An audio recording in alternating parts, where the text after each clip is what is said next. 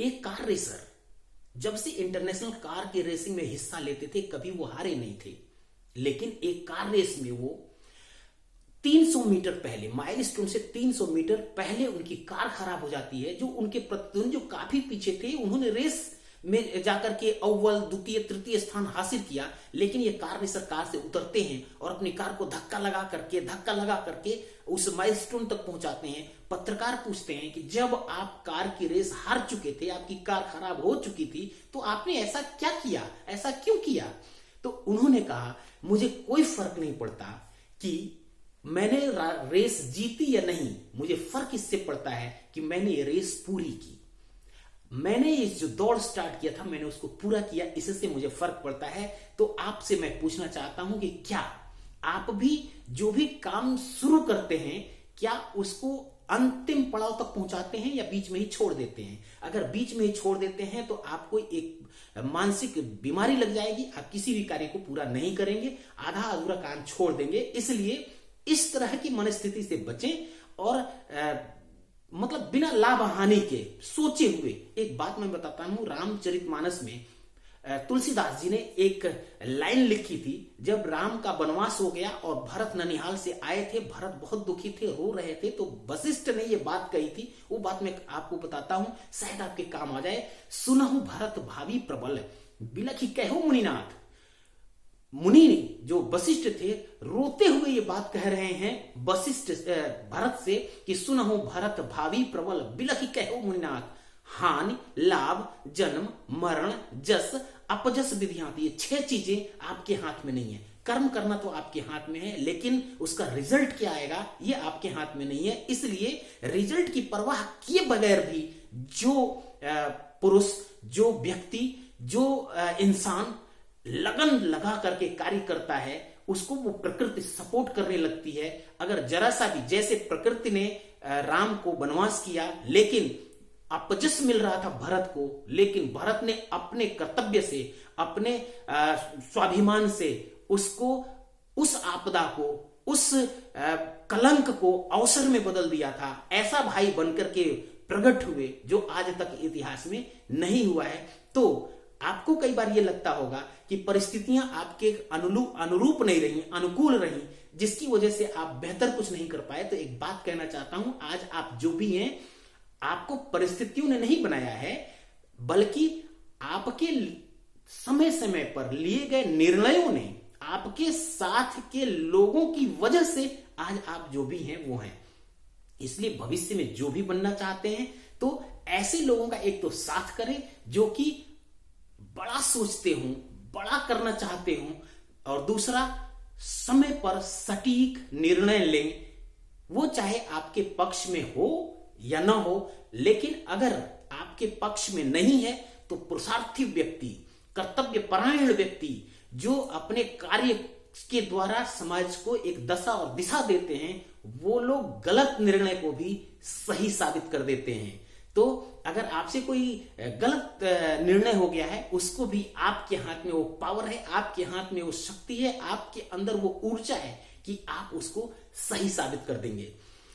आपको एक बात और बताना चाहता हूं कि आपने दूल्हा दुल्हन देखे होंगे कि जब शादी होती है तो बहुत सारे दूल्हा दुल्हन होते हैं, बहुत सारे लोग होते हैं दूल्हा दुल्हन के आसपास मंडराते हुए होते हैं। सारी व्यवस्थाएं, सारा का सारा अरेंजमेंट उन 2 लोगों के इर्द गिर्द होता है। क्यों? क्योंकि वो उसके लायक हैं। तो क्या आप भी जो बनना चाहते हैं उसके लायक हैं या नहीं? अगर लायक नहीं है तो फिर आपको कोई देखने वाला नहीं है, फिर आपको कोई भी अट्रैक्शन नहीं देगा, कोई भी आपको सपोर्ट नहीं करेगा। इसलिए सबसे पहले जो आपको चाहिए उसके लायक बने। उदाहरण देता हूं, आप मान के चलिए, आपने देखा होगा जो हमारे अंदर है उसको हम बाहर कैसे रिफ्लेक्ट करता है। शादियां होती हैं, शादियों की बात चल रहा था, तो आपने देखा होगा कि शादियों में जो हमारे घर की महिलाएं हैं, जो सर्दियां होंगी तो जो कंबल से नहीं निकलती, रजाई से नहीं निकलती, वो दावत में किस तरह के कपड़े पहन के जाते हैं। आपने देखा होगा, उनको ठंड बिल्कुल नहीं लगती। क्यों? क्योंकि वो जो मनस्थिति से है वो है।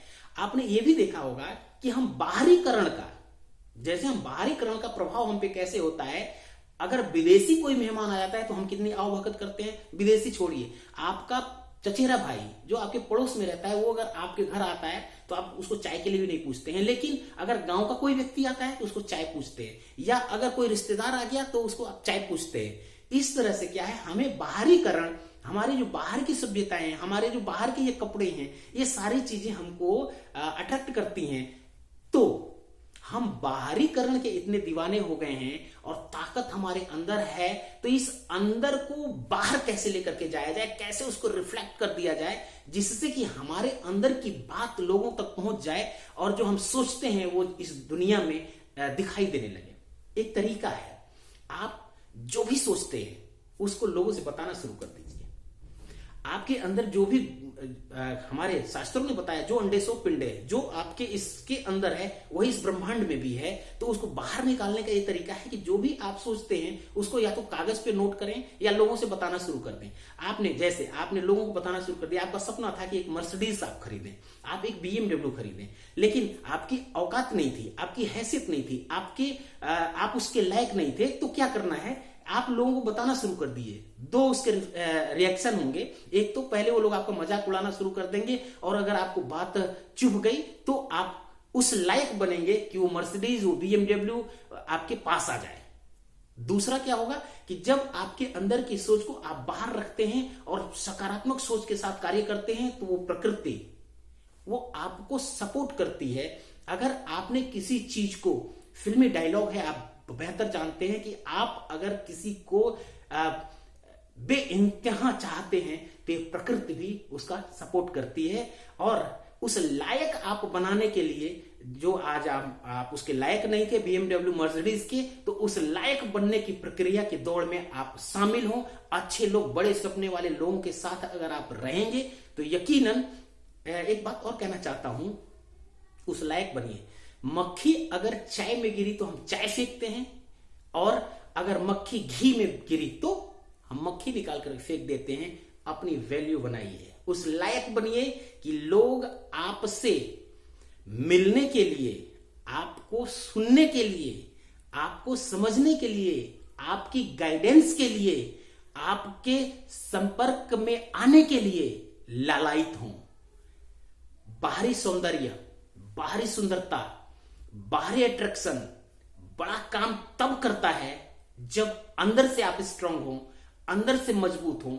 नहीं तो बाहरी सौंदर्य वाले व्यक्तियों को आपने देखा होगा, अगर फिल्मी दुनिया की अगर मैं बात करूं तो बहुत ज्यादा नहीं टिके, और बहुत सारे बाहरी सौंदर्य के बिना जो अंदर से सौंदर्यवान थे, अंदर से जो बहुत सुंदर थे, अंदर से जो बहुत मजबूत थे, उन्होंने बड़ी बड़ी फिल्में दी, बहुत अच्छे अच्छे रोल अदा किए।